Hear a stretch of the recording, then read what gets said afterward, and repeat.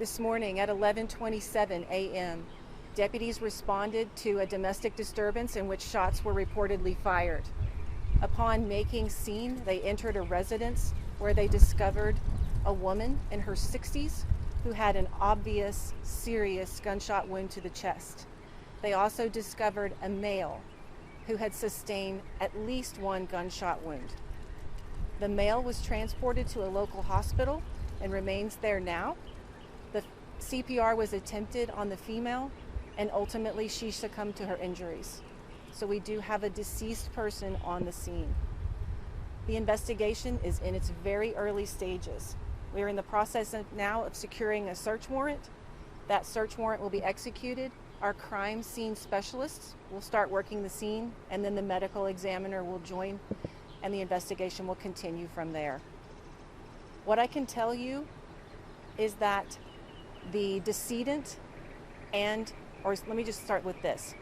The male who is in the hospital is the suspect in this case. And I can confirm that the decedent and the male suspect are relatives. That is all the details I can give you at this point in time because we're in such a preliminary phase of the investigation. So we'll be out here for hours longer, and you can expect a press release from me tomorrow giving all the rest of the details I can. But at this point, this will be all I'm able to give today. Do you have any questions for me? Are you able to share the age of the male? I'm not certain of that. We believe he's in his 50s, but I don't want to give that out publicly right now as fact. I need to give that as preliminary information.